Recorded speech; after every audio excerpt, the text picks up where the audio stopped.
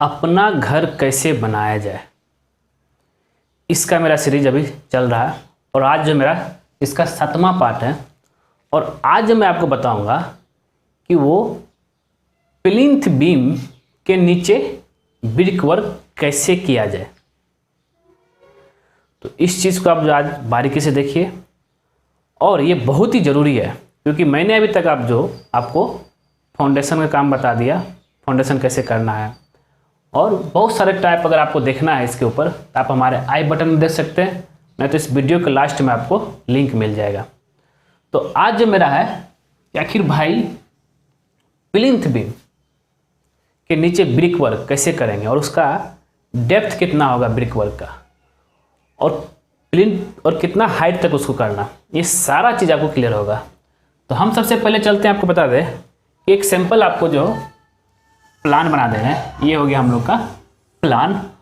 और इस प्लान में आपका कॉलम का ये साइज, ये कॉलम, ये कॉलम, ये कॉलम, इस हिसाब से ये जो आपका, और इसी एरिया में जो हमको ब्रिक वर्क करना है। ये जो मैं दिखा रहा हूँ ये आपका ब्रिक वर्क का हो गया, और ब्रिक वर्क कैसे करना है इसके बारे में आपको हम बताएंगे, ठीक है।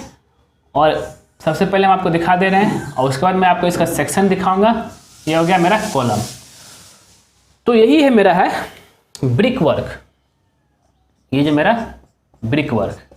आखिर भाई ये ब्रिक वर्क कैसे करना है और इसका डेप्थ कितना होगा ग्राउंड लेवल से, वो सारा चीज़ आपको क्लियर हो जाएगा।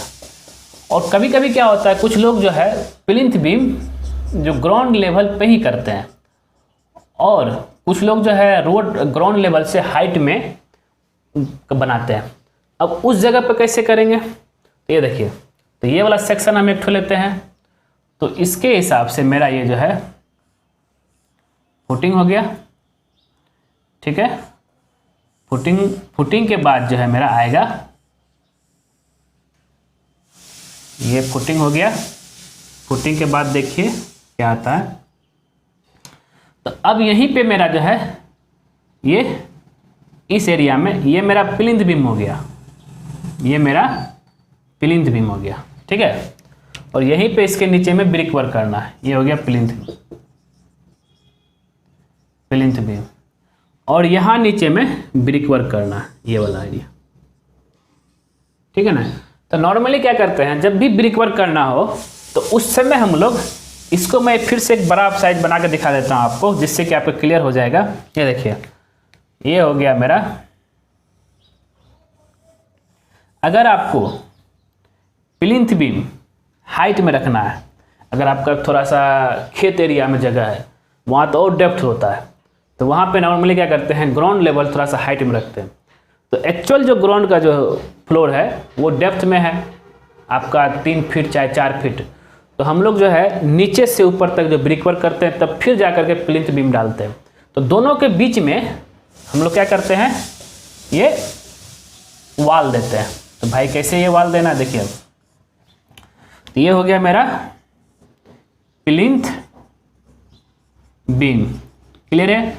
और इसके नीचे इसको देने से पहले, प्लिंथ बीम देने से पहले हम क्या करेंगे, सबसे पहले जो मेरा एक्चुअल जो ग्राउंड लेवल है, ये मेरा एक्चुअल अगर ग्राउंड लेवल है, ये ग्राउंड लेवल, एक्चुअल जो ग्राउंड लेवल है उससे लगभग 1 से 1.5 फीट, 1 से 1.5 फीट गड्ढा टाइप खोद देना है।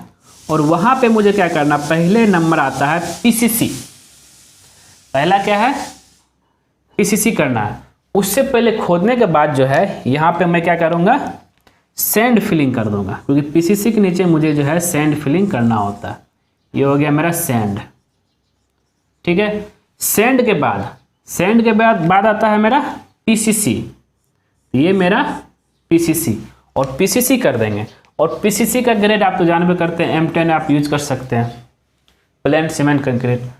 उसके बाद क्या करेंगे, हम यहाँ पे शुरू करेंगे ब्रिक वर्क।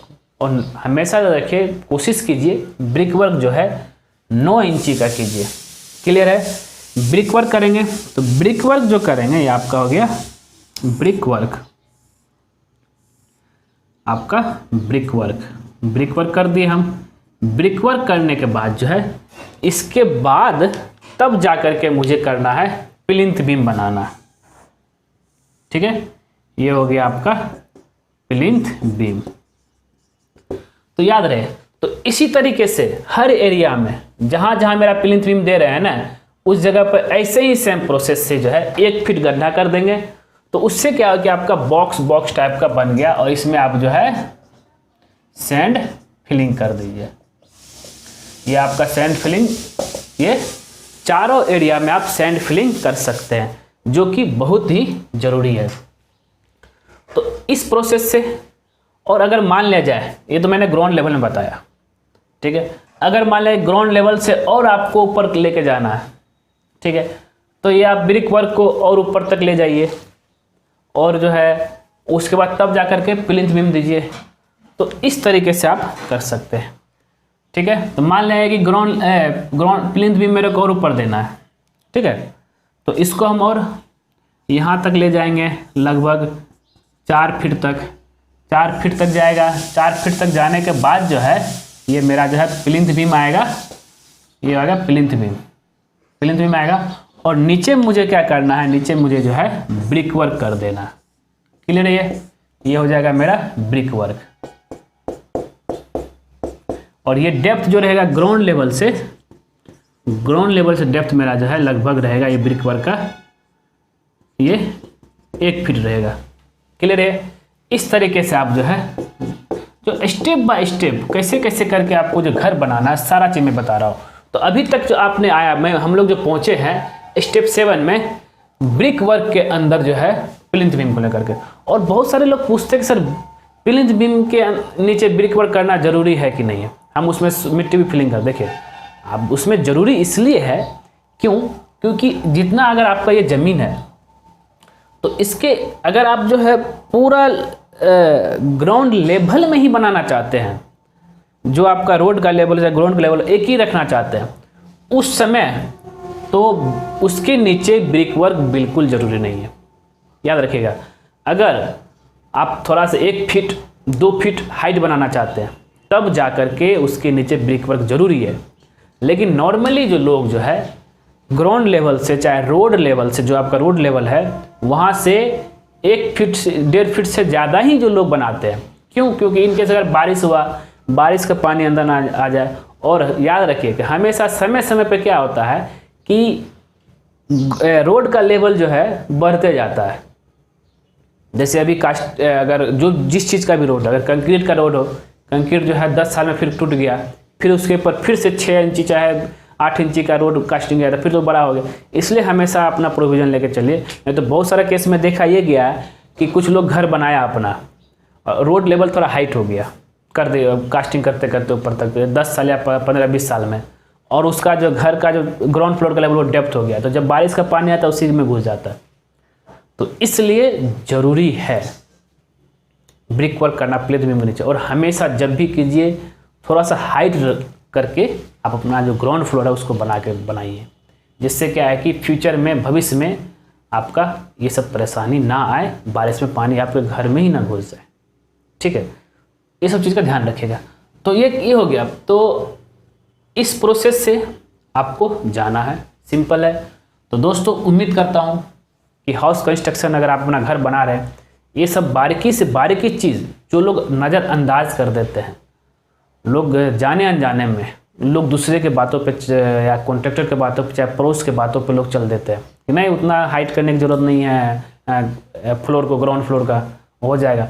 लेकिन फिर बाद में 10 साल बाद, 15 साल बाद उसको याद आता है उस समय मिस्टेक कर दिया था, तो पानी अब घर में ही घुस रहा है और ब्रिक वर्क नीचे किया नहीं। अगर ब्रिक वर्क अगर नहीं करेंगे तो क्या हुआ कि इधर से जो है आपका कुछ, अगर बात करें, अगर ज़्यादातर अगर छोटा नॉर्मल बात करें तो चूहा सब जो क्या करेगा, होल करके आप में जो है घर में घुसते जाएगा।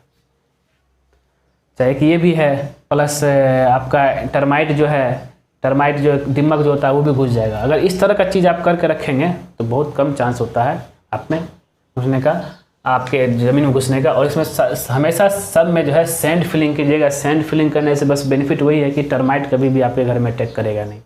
क्लियर है? तो एक ये चीज़ है। तो दोस्तों उम्मीद करता हूँ कि वीडियो आपको पसंद आया होगा। अगर पसंद आया जरूर उसको लाइक कीजिए, शेयर कीजिए और ख़ास करके हमारे चैनलवा को सब्सक्राइब करना मत भूलिए, क्योंकि जैसे ही आप हमारे चैनल को सब्सक्राइब करेंगे उसके बगल में एक बेल आइकन बन जाएगा, उसको भी जो क्लिक कर दीजिएगा। उससे बेनिफिट क्या है कि जब जब जो है सिविल इंजीनियर दीपक कुमार को नया वीडियो अपलोड करेगा तो सबसे पहले आपके नोटिफिकेशन में शो करेगा। ठीक है दोस्तों, धन्यवाद दोस्तों।